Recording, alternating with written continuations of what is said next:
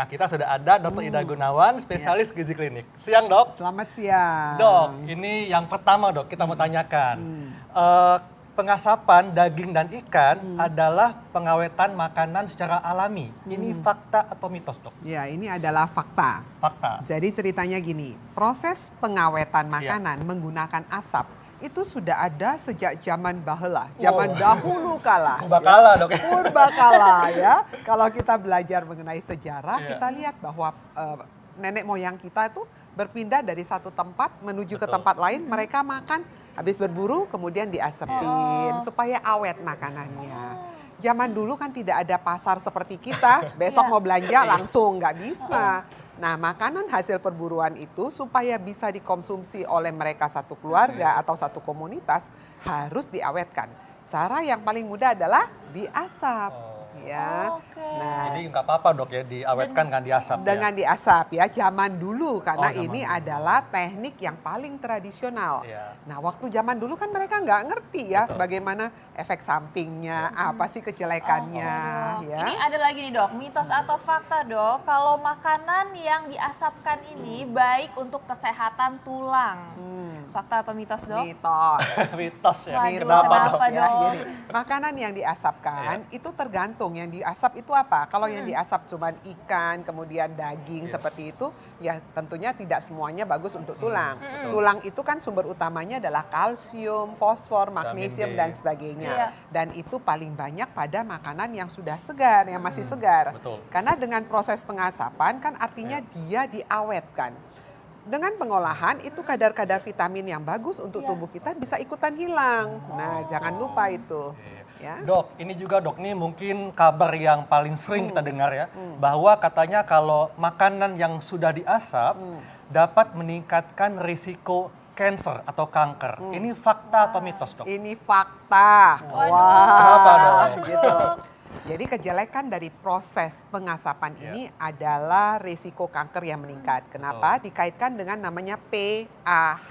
Polycyclic aromatic hydrocarbon. That's right. Jadi betul. Itu adalah hasil dari pembakaran. Iya. Jadi asap-asap yang keluar dari pembakaran itu yang umumnya tidak sempurna itu menyebabkan terjadinya hidrokarbon dan inilah yang merupakan salah satu zat karsinogenik yang ada pada makanan yang diasap. Ya, jadi mesti hati-hati. Hati-hati, Dok, ya. Hati-hati Sering ya. Ini ada lagi, Dok, fakta tuh, Dok, kalau misalnya daging asap meningkatkan resiko terkenanya Ya. stroke. Ya, ini fakta. Iya. Nah, kok bisa fakta ya? Karena sering sekali daging-daging maupun ikan yang diasap itu sering diberikan bumbu sebelumnya. Dan bumbu-bumbu itu biasanya kan harus ada rasanya, paling Betul. gampang adalah garam. Iya. Kenapa? Karena memperkuat proses pengawetan ya. Jadi pasti akan menjadi lebih concentrate garamnya. Nah, itu salah satu risiko untuk meningkatkan stroke karena berkaitan dengan hipertensi. Terus yang tadi digulai, Dok, ya? Ditambah lagi santannya. Tapi jangan salah, di dalam gulai itu dia banyak kunyit. Lihat nggak warnanya Betul. Iya, kunyit? itu Iya. kuning-kuning banget, Ya, Dok. dan kunyit itu mempunyai sifat sebagai antioksidan. Tapi Ya. tadi kan ada santan juga, Dok, ya? Ya, yang penting gini, itu kan proses masaknya. Heeh. Waktu makan santannya jangan dipindahin semua. Jadi yang diambil paling satu Dikit-dikit sendok. aja ya, Dok, ya. Tapi itu yang enak. Nah, itu dia. Iya. Dok, ini juga ada mengatakan bahwa cara pengasapan makanan harus dengan suhu dan lamanya waktu pengasapan yang tepat. Iya. Ini fakta atau mitos, Dok? Ini fakta. Ya, jadi Kenapa, fakta. Gini, proses pengasapan itu ada macam-macam ya. Ada yang tadi katanya pengasapan dingin, pengasapan panas. Kalau dingin yang digantung, artinya punya jarak antara bahan yang mau diasap dengan pusat dari Berapa si jauh tuh, apinya. Dok, kira-kira? Tergantung ya. Kalau tradisional, kalau di daerah-daerah di desa Semeter mungkin kali nggak boleh, agak jauh biasanya. Mereka lebih punya jauh. yang lebih tinggi lagi supaya sirkulasi udaranya menjadi lebih Iya. cepat kering juga bahan makanannya ya. Ada yang langsung di atas api. Nah, itu. Nah, kemudian pada waktu proses pengasapan itu juga mereka suka tambah-tambahkan bumbu dan sebagainya ya. Nah, terus waktu diasapin itu yang mesti diperhatikan adalah bahan yang dipakai untuk menghasilkan asap. Nah, jadi apakah dia menggunakan mesin ya, kayak oven gitu juga Iya. dia bisa ya. Tadi kita juga lihat Betul. ada ovennya. Atau dia menggunakan kayu, Atau arang ya? atau dia arang, atau dia menggunakan serbuk gergaji. Wah, serbuk Jadi gergaji. serbuk kayu-kayu Oke. yang udah diserbuk itu At- dipanaskan. Atau sabut kelapa dok, ada juga kan? Boleh, ya. Nah sebetulnya mana dok yang lebih aman Ya. menggunakan sumber perapian ini? Apakah Nah. sabut kelapa, kayu bakar, arang atau yang lain dok? Yang paling aman sebetulnya yang tidak ada unsur kayu-kayunya. Oh. Karena unsur kayu-kayu itulah yang sering menghasilkan PAH tadi. Iya. Seperti charcoal seperti itu ya dok. arang Sabut dan kelapa, kawan-kawan ya. Ha, Oke. yang seperti itu. Jadi paling aman yang tidak ada. Yang sekarang kan pakainya mesin.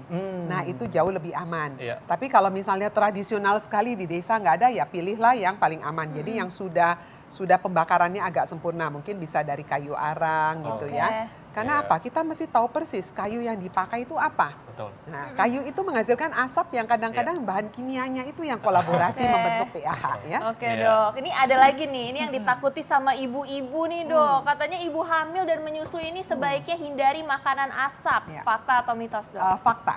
Oke, Ya, fakta. kenapa dok? Jadi gini, ibu hamil itu memang dianjurkan Iya. untuk selalu mengkonsumsi makanan Segar. yang segar ya, untuk mengurangi risiko terhadap janinnya. Iya. Setuju dok. Ya, pada waktu kita makan makanan, ini kan makanan yang diawetkan, Betul. teknik untuk mengawetkan Iya. makanan. Iya. Kalau bisa dapat sumber segar, kenapa harus yang diawetkan? Setuju banget Kita dok. semua tahu bahwa makanan segar pasti memiliki Iya. tingkat nutrisi yang jauh lebih Betul. tinggi. Iya. Ya. Iya, jadi Oke. memang lebih baik Lebih pilihlah baik yang yang segar, segar, dok ya. betul. Iya, dok.